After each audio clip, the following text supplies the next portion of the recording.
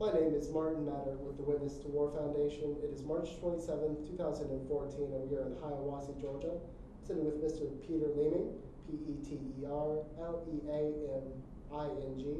who served in World War II and the Korean War in the United States Army, 24th Infantry Division, 19th Regimental Combat Team. How are you doing today? Very well, thank you. Wonderful. My first question is, where are you from originally? New Zealand. And tell me about your life growing up and how you came to America. Well, I grew up on a dairy farm in New Zealand. We had cows. Now I'm going back before the time that we even had electricity. We had to milk the cows by hand in those days. I do remember when I was 8 or 9, I guess, we got electricity and a milking machine to milk the cows, and we finally put a roof on the barn so we didn't have to milk the cows out when it was raining. And I grew up, I walked, if you believe, or ran 3 miles to school and 3 miles home again, of course. No school buses in those days. Going back a long time. And tell me about your family. My father was a farmer, and my stepmother, and he ran the farm. He had 157 acres, I believe, and things were tough. Things were tough, very tough in those days. But we managed to get through. We grew most of our own food and killed our own meat for the main. When the war was on, I was very anxious to be a part of it, of course. It's sort of considered, or it was then, considered to be somewhat of a disgrace to be drafted.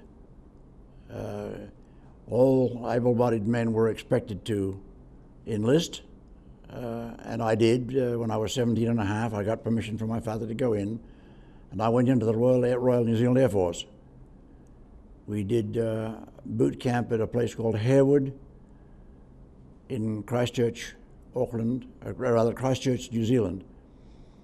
And from there I was posted to the Pacific. And what sort of things did you see while you served in the Pacific? Very vague. It's very vague as you get older. But I do remember a couple of items. One, I was with a fellow named Frank Lloyd. For some reason, we were just like twins. Wherever he was posted or I was posted, the other one was there. And we moved up through the Pacific to Guadalcanal. We were there. The Marines had done a great job there. In fact, I understand that Tojo's son was killed there. And an interesting thing was that he was buried under 10 feet of soil, and into his ribs they had put a pipe. And on top of the pipe they had welded a helmet, and they called it a urinal. They called it a gonophone. And there was a little sign there that invited you to partake of the use of this particular little item, and I did. But I understand that when Tojo heard about it, it's a big insult for Japanese, big insult, and he almost went crazy. Later on, I believe they caught him coming down on a visit, and they shot him down too. Another little item that was there, that the natives were short, stocky, almost naked, and made use of anything that we threw away. They were on top of it in a big way, and they made use of it. We didn't get moved on as I thought we should, and after some 2 or 3 weeks, we kept pounding at the door. Why aren't Frank Lloyd and myself being moved? We were the only two that were behind. People had come through and gone on, and we were still there. Perhaps they lost our manifest, or what they did, I don't know, but we eventually got moved on up to Bougainville. And that's where I spent the latter part of the war. When we heard they had dropped the atom bomb, we looked at each other and said, well, what's an atom bomb, because none of us knew about any such thing. And then we heard they dropped the second one, which of course ended the war, and for which we were grateful, and we were posted home. Now, when we got back to Santos, going home, we were posted to fly out the next day on a Catalina, a flying boat, and for some reason we were bumped. Both of us didn't have enough juice, apparently. Somebody else had more juice than we did, and they bumped us, and they were on the plane. That plane took off and was never heard from again. And to this day, no one even knows what happened to it, whether it blew up or what it did, but it just disappeared. And so, but for the grace of God, well, I would have been on that plane. So here I am. But after all these years, it's still sort of fresh in my mind that these people that bumped us, fortunately, they did bump us, or I wouldn't be here. Just to go back a little bit, what made you decide to join the Air Force, say, versus being in infantry? Did you have some sort of aviation experience prior to joining? I wanted to fly. There was a British ace, or a New Zealand ace actually, in the British, he called Cobber Kane, and I wanted to, at that age, I wanted to emulate him, of course. When I went in to be examined for pilot training, they looked into my eyes and found out that I wasn't able to fly because of a problem with the left eye. Incidentally, I've got a pilot's license now. I've learned to fly since and had a pilot's license. But then I wasn't able to, according to the doctor. And it was some rare thing that I guess they could have corrected it today, but in those days they couldn't. So after World War II, what happened to you? After World War II, I went to, did various jobs around New Zealand, and then I went across to Australia. I thought I'd have a look around over in Australia. And I looked around, and I wound up in a place called Alice Springs, which is in the central part of the Australian desert. And I worked there for a little while, various jobs. And then I moved on up to Darwin, which is in the northern part of the state, of the country. And it was there that I decided that I was going to go back down to Sydney and continue my travels. I didn't really know what I was going to do. It's one of those things you just do. So I went back down to Sydney, and I got a job on the ship called the Balola, and that was a mistake. The man that was the head cook, and I was his assistant, was gutter-born, I believe, and real foul of mouth and just hard to get along with. But he'd dirty a pot, pour it from one pot to the next, dirty that pot and pour it, and give me all the pots to wash. So each night when I had to clean the pot out and scrape the residue over the side of the ship, the pots would accidentally slip from my hand and be lost in the ocean. Pretty soon he ran short of pots, obviously, and he got the message, which made life just a little bit easier. We went through the Panama Canal and came up towards Boston, and that's when we hit a typhoon. And that was the one time in my life I was really scared. You could sit up on top of a wave and look straight down almost into the depths of the ocean, and you couldn't see the bottom because it was dark. And the next minute you're on top of the wave, and there's nothing there at all. And the ship was rolling side to side and pitching forward and back. You couldn't sleep. It was just impossible. I understand even the captain got a little scared. But we made port into Boston, and when I was in Boston, I decided I was going to jump ship. And when we got back to New York, I did jump. I jumped ship and spent about 30 days on shore with nothing to do and no money. I lived for the first One of the weeks I lived on about, I think, 2 or 3 cups of coffee and a bowl of soup for the whole week. It was rough. And one morning I didn't know what I was going to do. The 2 guys walked up to me, and they were the FBI. And they started questioning me about who I was and where were my papers and so on, and I had none, of course. So I figured I was going to be taken in and deported. And I said to them, I said, you know, I would like to volunteer for the military. If they take me, would that be acceptable? And they looked at each other and had a little talk for a moment and said, we're going to go that way. You go that way. And they told me where to go up to the Salvation Army home, and I did. And I was there for about a week. Came down and was inducted into the Army. Now, I guess they didn't, I don't think they called it volunteering, but regardless, I was inducted in, and that's when I got my first real glimpse of America and Americans. I began to understand a lot of things. Like what?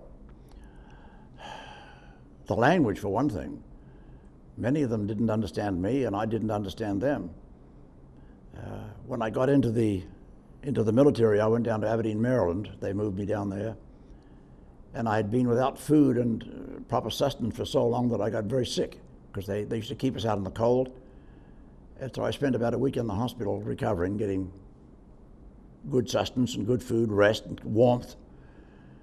When I came out, I was posted, and this was the first group that had blacks and whites in the same barrack. And I was one of the pioneers in that. And some of the black people I just didn't understand at all. For instance, do you know what a daddy's car is? It's a daddy's car. I didn't understand, you know, some of these words, they talk about, have you got any bread? And they didn't mean stuff that you eat, they meant money. Many things. I heard the head man was a corporal, and I don't remember his name, Trip something, but he used that, the MF word, and he used it constantly, and I had never heard the word before, and I was flabbergasted, because this is about as horrible a word as I could ever imagine. But I went through the training, and when I got through, they called me aside and asked me if I'd like to be a drill instructor. And that's what I wound up being for the next couple of groups. But I kept asking the captain, or rather the lieutenant, a fellow named Lieutenant Shipley, if I could be posted overseas. And finally he agreed, and they sent me by train in a train. It was called the Flying Banana, the Southern Pacific Railroad. It was a yellow train, sent me across the United States, and from there I was posted on over to Japan and Korea.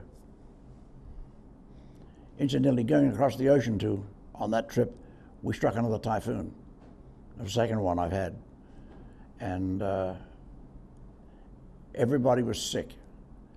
When I had gone on board, I had gone to the top bunk. There were 5 bunks in a row, and everybody wanted to know, why are you going to the top bunk? I said, when we get out to sea, you'll find out. When the ship rolls like this and somebody's in the top bunk and vomits, guess who gets it all? The guy on the bottom bunks. So then they understood why I was on the top bunk. I began to see what was happening in the mess hall. Everybody was, it was awful, sick. So I volunteered to guard a hatch going out onto the deck. So nobody was allowed out, so I said, I'll be the guard. Every once in a while I could crack the door and take a nice deep breath of fresh, salty air, and then shut the door. So that's how I got across the ocean there. We landed in Japan, and the rest of it, what happened in Japan is kind of fuzzy at the beginning. The next thing I remember was we were on a boat to Busan, and we went ashore there at Busan. We were put on a boat, on a train, a cattle car, with rifles and etc., but no ammunition.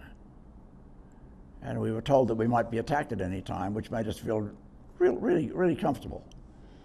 As you can imagine, no ammunition to shoot back. But the thing moved along up through to a place called, if I remember rightly, was Watchung. And later learned that particular city had been blown off the map for some reason. We camped outside in tents, as best I can remember. And I was posted to the 57th Military Police as an enforcer. And after several months of that, I just didn't want that. So they gave me another job guarding POWs at a camp. And I don't remember the exact location of that, but I remember seeing these poor devils in this cage with, they were probably better off than they had been, but they were emaciated, they were half starved, they looked terrible. And I kept begging the commanding officer for a transfer to a forward outfit. And he finally got sick of me bothering him so much, and he finally just shipped me out, and that's when I got shipped up to the Regimental Combat Team, which was a 4.2 mortar outfit. And we were just right up on the front line on the 38th parallel. I'd like to go back just a minute. And what was your job as an enforcer for the 57th Military Police? Catching speeders. We had a little gadget on the side of the road with a mirror, and another one at the other end was another mirror, and we had walkie-talkies. So the guy'd say, "There's a guy coming through," and I'd click, and then he'd come through the other mirror at the other end, click. We'd look at the chart, and he's doing more than 20 miles an hour, he gets arrested. And sort of a radar, a modern day radar today, very unfair. 20 miles an hour was crazy. On those roads, it was crazy. You were in a hurry, you weren't allowed to do more than 20 miles an hour, it was crazy. Was that on a base or just? No, this was out on the highway, between places. Because Korea is a fairly big place. That you might find somebody on his way up to the combat zone, and he's going up there with the driver, and he gets himself a ticket for driver speed. It was crazy, but that's what they did. So. And then you were guiding POWs. Were these Korean prisoners? Yeah, North Korean prisoners. They were like I said, they were a sorry-looking bunch. If ever I felt sorry for anybody in my life, I felt sorry for those guys. Really sorry for them. But, and why is that? The way they looked, what they'd been through, and they didn't have hardly anything to wear, clothes-wise. It was cold. I mean, you got to figure out it gets cold in Korea. I mean, really cold. 20 below is the norm. And these poor guys had nothing, and we had nothing to give them. And how did they behave?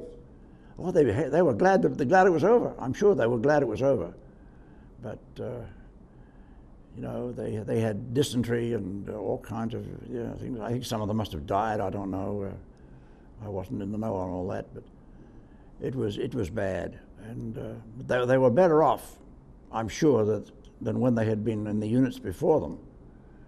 We heard stories about them, charging into our machine guns and stuff with no ammunition, just maybe a sword or a hoe or a rake or a stick, And so obviously, I guess perhaps, I don't know, we were told, and perhaps they had only they were drugged, and I never knew for sure, because none of this stuff's, no one's going to admit it. They're not going to admit it now even, so. So tell me about joining the Regimental Combat Team. That was a mortar platoon, correct? Repeat, please. Tell me more about the Regimental Combat Team. That was a mortar platoon, correct? Yes, 4.2 mortars. We had a position on one side of the front line. The front line was just over the mountain, and we had a fellow there named Johnny Weaver, who was born and raised someplace, I think Okeechobee, born in South Florida somewhere. He claimed that when he got out of Korea, he would never go north of Okeechobee because it was so cold. And I don't think, to my knowledge, I saw him years later, and he hadn't.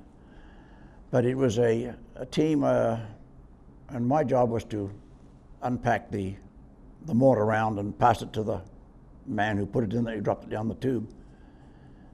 They would give us instructions of how to adjust the things, and then they would just say, somebody would hang the mortar up on the thing, and before he let it go, he'd just say, hanging up, and everybody would block their ears, and he'd say, fire, and it was gone. We never knew what we were hitting or what we were aiming at, except for what the forward observer told us. And later on, I became a forward observer. I went up with a fellow named Ballard. We went up onto the front line, and I slept on the front line up there one night, outside. There was no place for me to sleep, and it was close to 40 below, I'd say, which is kind of cool. And I didn't know if I was going to make it that night. I had all my clothes on, and I had every piece of equipment or anything I could get my hands on to cover myself up and sleep in the snow. It was cold. And to this day, I've never had warm feet. I've got cold feet even to this day, and cold hands. My hands and feet just don't seem to want to be part of me. Were you given World War II surplus items, or were you given some newer materials to wear? Equipment was short. Short. I don't know whether it was World War II or what it was, but we were short on equipment. Very short, and if the only way that we kept warm around the fires at night, and we had a fire, we were out in the open, and we could be shot at and seen easily, but it was that or freeze to death. And I remember standing in the fire until your boots would start to smolder, and then you'd get out and stamp them in the snow and put them out and back into the fire. We had my fellow named McGuire, whom I've been unable to trace over all these years, if he's still living, and I were in a bunker together. We built a bunker out of 4.2 mortar crates, boxes, filled full of soil, and then logs on top and sacking or whatever we could get, and dirt on top of that. Whenever the mortars went off, of course, some of the soil came down inside. We had a little furnace down inside. For the first time we had a fire. We had a little fireplace where we kept fire, but one night the flames came out and burned the bunker. So of course, I had my teeth out in a little cup alongside of me, and my false teeth. They were lost. But of course, whenever there's a fire, there's always one thing that you always take if there's a fire or you're in trouble or there's a bomb. You know what it is? You always take your fork or your spoon. Your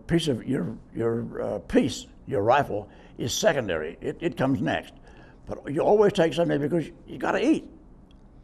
So anyhow, I lost everything in that fire, including my teeth.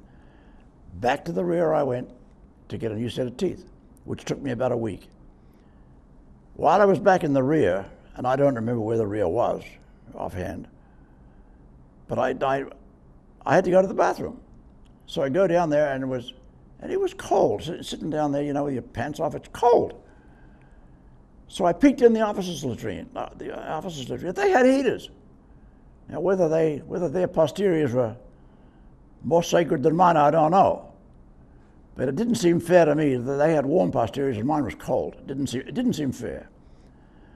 So before I went back, they were missing a couple of carburetors and a few pieces of pipe off their Jeeps, and I managed to find a 104 ammunition box about J square, and I got somebody to cut a couple of holes in the top and cut the ends of a couple of 105 shell rounds, made a chimney, and I went back up to the front and with my new set of teeth, And I put the box in there and put the carburetor in, and had diesel, just drip, drip, drip. I had a nice fire. My bunker was probably up in the 60s. And whenever a Jeep or anything came into town that was diesel, they were missing a 5-gallon can usually when they went to eat or something. I can say it now. I couldn't say it then. I'd have been court-martialed. But anyhow, unfortunately, when it thawed in the spring, all the cans, they found all the empty cans, and the jig was up. But did you get in any trouble for any of that? No, never. I was relieved, but one thing that did stand out, and I wrote an article on it, was Christmas lunch of 51, Christmas 51. We had, well, mostly the food came in by South Korean bearers. They walked in, and by the time they got the food there, of course, it was not very hot. But we had this plate, and we were served all the goodies. The pie and the potatoes and all that stuff that went with it. And by the time I got back to where I was sitting, because we couldn't take it in, we couldn't go inside and eat. We were sitting outside eating, hunched over like this, so that it was snowing. I mean, it was coming down. You couldn't see what you were eating, so you'd put your fork in there, and you might get a piece of potato, and you might get a piece of pie. It didn't matter. But it was one of the best Christmas dinners that I think I ever had. Because and it stands out of my mind. That one really stands out of my mind.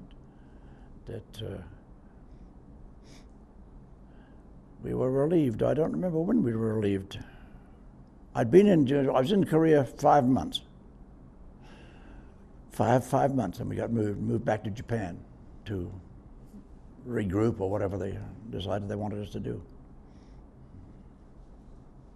Tell me more about being a forward operator, and what sort of enemy forces did you spot? You didn't see them hardly at all. The one that saw them mostly was a major, and I don't know whether he was a full dollar or not, but he sniped with a 50 caliber machine gun. He could see them because he had a telescope, and at night you'd see them, moving their stuff at long dusk and long at night. He could see them, but he would sit down there and he would all of a sudden he'd move the machine gun around. He'd go, and he'd jump up and down. I got him! He was a major, and you're not going to argue with the poor guy. I think he was just a little off. Maybe he wasn't. Maybe he was just a good shot with a 50 caliber, but it always seemed to me just a little strange that the idea of being a forward observer was to find the enemy and have them drop in a smoke bomb. From the smoke bomb, you could determine the way the wind was blowing, for one thing, and you could find out whether they had to raise it 2 clicks or drop it 2 clicks or to the right or the left and so on. And then you could send in the various kind of stuff. You could send in HE, which was immediately explodes upon impact, a variable time fuse, which is a VT, which exploded above the air at so many feet above the ground. And then there was delayed action, which went into the ground and exploded. So you had a choice of the three ammunitions. And like I say, it was pretty much at night. We couldn't see if we were being effective or not. I suppose we were, but we couldn't see it. And then they had the quads, which was a series of 450 caliber machine guns mounted on a truck that would fire over the mountain. And they couldn't see what they were shooting because they were firing up over the mountain just on a certain, they were told what to shoot at, and they shot. But you really couldn't see if you were hitting anything or not. Now, you listed that you were in 2 major battles on the 38th parallel. Could you tell me about what happened during those battles? Pretty much what I've just told you. They didn't tell us that we were in a battle. They just had us supporting them by I guess the troops were a little bit further out than we were. We heard other stories, of course. We heard some of the radio stuff. But to actually pin a battle down, I can't tell you. I don't know what they were. Were there any other former New Zealanders or Australians or people from your region in your unit or in the military that you ever met? No other New Zealanders. The only other people I ever met were the Turks, and I didn't understand them. These guys saved ears as souvenirs. They'd get the enemy and take the ears off and stick them on. Pretty bloodthirsty people, but they were hell of a fighters. I wouldn't want to argue with them. And how were you accepted in the American military? I had no problem with that. My nickname, of course, was Kiwi. Like a Kiwi is what a New Zealander is. I used the nickname Kiwi. A lot of them said they had trouble understanding me for a long time, until I learned the American vernacular and how to drop certain words and pick up certain, syllables and stuff. You might be having trouble. I don't know. No trouble. A lot of people still tell me I speak with an accent. I don't hear the accent, and I don't hear American accents. But I was well accepted. They wouldn't have made me a drill instructor if I hadn't have been, I guess. Did the job, that's what counted. I want to get back to the drill instructor thing in a little bit, but tell me about your last couple of weeks in Korea and what that was like. Christmas and the day that we were relieved, they came in, a group came in, and I've got a picture somewhere of the guy that came in. Let me explain something else to you first. You couldn't wash clothes there in Korea. You couldn't wash your clothes, because if you hung them out to dry, they'd freeze. And the minute they froze, and you could break, it sounds silly that you could break you can break your clothes, but you could break them. So the only thing that you could do is maybe wash a bit of your underwear if you had any, and you could try to dry it in your bunker or on your, if you washed it, you'd just leave it on and let it dry on your body. By the fact that we used an oil lamp in the basement, which was a number 10 can with a piece of rope stuck on the top and diesel put in the middle, and you just light that. That was your light. But it's also very smoky, and this would put smoke onto your vehicle. And my clothes were pretty much black from the dirt and the smoke and everything else. The new guy that came in he had lovely fresh overalls, and he looked sharp. I don't know how long he'd look sharp afterwards, but he looked sharp until he'd been there a few days, I suppose. It was a great relief. Over there, you'd always talk to a man, you'd say, "How short are you?" And he would say, 2 weeks and 10 days, before he got an hour or got to go home, depending on how short you were. We knew that when those guys came in, we were out of there, and we were thankful. And tell me about your trip home. What was it like for you? Trip home. After spending about a year in Japan, don't remember much about the trip home. I remember playing a lot of chess. I liked chess, and I did then. I remember playing a lot of chess on the way home. I don't even remember where we landed. I don't even remember where I was discharged. That's strange, isn't it? Seems to me we came back to New York or New Jersey someplace, if I remember rightly. First thing I have is remembering being out of the military and going on a train to a place called Great Barrington, Great Barrington up in Massachusetts, to a friend of mine. And I spent a few days with him, and then I went back to, it's fuzzy. Yeah, I remember winding up in Rochester, New York, which is where the first time I started to become clear again. I had been writing to a girl up there, and I went up there to see her and wound up staying there for the next 15 or 16 years, working as a roofing contractor. And during that time, I also got onto the police department and became a police officer. But as for the trip back, it's just crazy. I just don't remember.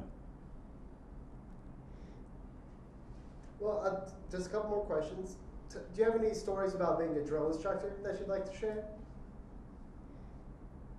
As a drill instructor. And what made you decide to be a drill instructor? I didn't decide to become a drill instructor. Oh, that's right. They asked you to. They decided that I was, I don't know, mean enough or had the right voice, or my voice is going on me now. But most of those guys that came in the military, going through the group that I was with in Maryland, did not want to be there. They were, what do you call them, conscripted or inducted or whatever you want to call them. They were conscripted. They were brought in. They weren't physically made to come in. To my way of understanding and to my way of thinking, I could not understand someone who doesn't want to fight for his country. And it was their country at that point, not mine. It is my country now.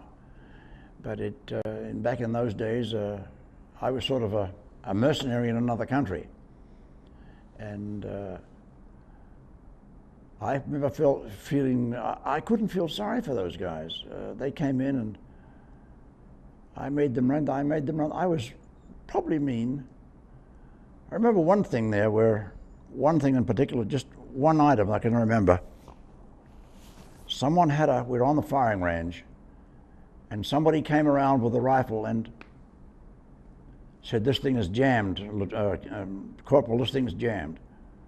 And he pointed that thing right at me. And I didn't, it was just an automatic reflex. I just went out with my hand like that and I belted him across the side of the face, knocked him flat. And then I said, uh-oh, I'm in a heap of trouble now. And the captain walked over and said, "What's the trouble?" And I told him. He said, he turned around and walked away, so I didn't see anything.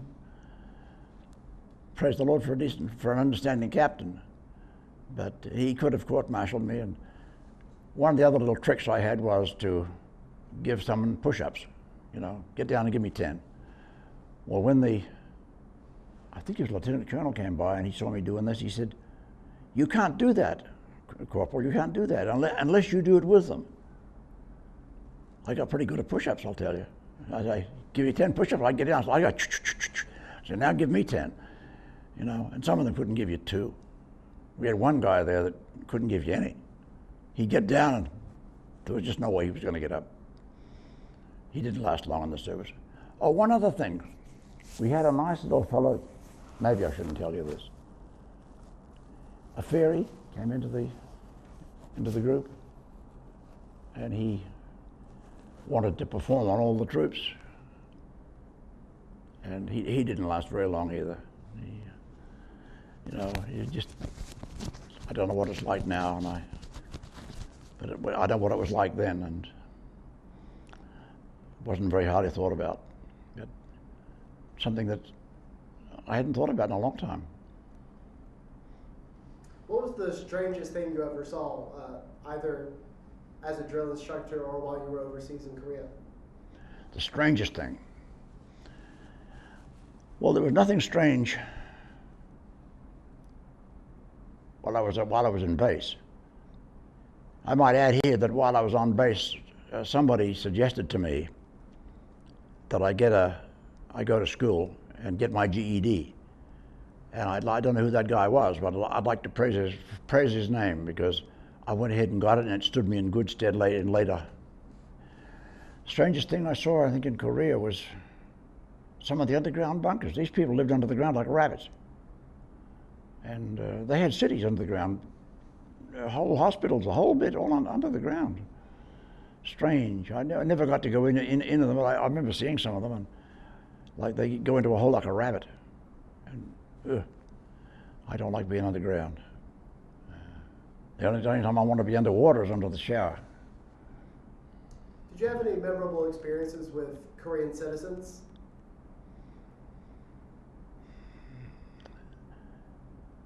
Yeah, one of the things they did over there was if you'd be driving along, the Korean would stand on the side of the road, and at the last minute he would jump right in front of your truck. And sometimes they got hit. And I finally found out what they were doing. These people were being followed by a devil. And the idea was if they could just miss being hit by themselves, the devil would be right behind them and he would get hit and he'd be dead. Does that make sense to you? It didn't make any sense to me at the time. But other things were the fact that the GIs took advantage of the women. I never did. But the GIs, a lot of the GIs did. They had little places there for the ladies. And they would sneak off and do whatever they do. I don't know. I wasn't interested in that sort of thing, and I'm still not. But one other thing I remember quietly was,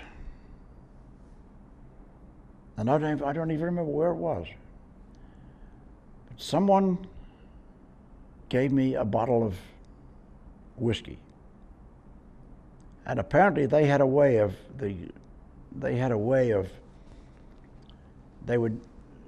you could always tell if the top had been tampered with. They couldn't fix that. They had a way of drilling the bottom out somehow and getting the stuff out and putting rot gut in there and then sealing the bottom back up. And most people never looked at the bottom of the bottle. They looked at the top, you know.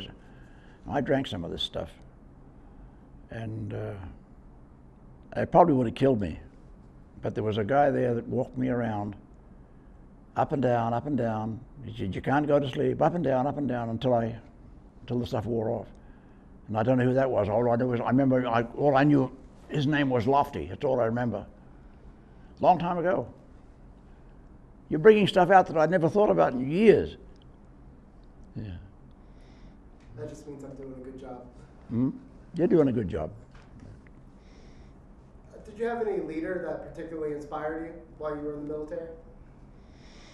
Yeah, there was one guy in Korea. He was top sergeant. A fellow named Mackenzie, and he was by the book. And I went by one morning there, and instead of being the top sergeant, he was now a second lieutenant, battlefield commission. And I didn't know till you see something like that, you never know that it really happens. You know, that takes me back to something else. A fellow named General Hodges, I think it was his name. I might be wrong. It's long. But somebody came to town, and the captain that was with him had every medal in the book except the Medal of Honor. And I believe he got it later, but it killed him to get it. I don't know whether that's good memory or not. I have pictures of some of these things at home. Boy, it's hard to remember some of this stuff. I'll let you ask the next question. Sure thing. Just one last question. Did you learn any valuable lesson or piece of advice that you'd like to pass on to the next generations? Yes, I can tell you one thing. That war itself is the stupidest thing that mankind does. I cannot think of anything so stupid as for two guys to get out there and fight over a little piece of land or something else, or you insulted me and I'm going to insult you and we're going to fight. It's crazy. If anybody wants to know anything about war at all, let them go down to Decatur in Georgia and walk through the Veterans Hospital. You'll see men without arms and without legs and blind and insane and all smashed up in wheelchairs, and it's pitiful. Men will go into a battle, and the battle might last a day or 2 days, But the people that were in the battle on both sides suffer for 60, 70, 80 years afterwards. And it's pathetic. And I'm just hoping that the people that run the show will get some sense. I just hope that they will no longer want to fight. We're taught biblically to love our enemies, and that's sometimes hard to do, but it makes good sense. And I think that would be, I'd like to see no more wars, no more fighting. Let's live together in peace. Well, do you have any other closing statements or anything else that you might like to add? I'm just thankful for this wonderful country I live in. I'm an American through and through right now. I just wrote an article for the paper, and they published it that I am an American, thank God. Not that I don't have ties to my former country of New Zealand, I do, but this country's been good to me, and I've worked hard since I've been here and made a good life, had a good family life. I would like to encourage everybody to treat the country well. It's not a case of what can my country do for you, as Kennedy would say. It's probably right now, the way things are, it's a case of what is the country doing to me. But really it is, what can I do for my country is what it should be. And it's a shame that we can't get along. Now, all the different colors in this country, all the different religions, it's a shame that we just don't all get along. And we should. It was the way God intended it. So, as far as I'm concerned, I've lived my life, a good life. It's been a good life, and I'd like to encourage others to do the same thing and see the bigger picture. Well, I'd just like to say this country would not be anything without people like you, both immigrants and veterans who served our country bravely. I'd like to thank you so much for taking the time to speak with me today. It's been an honor and a pleasure, but most importantly, I'd like to thank you very much for your service. You're very welcome indeed.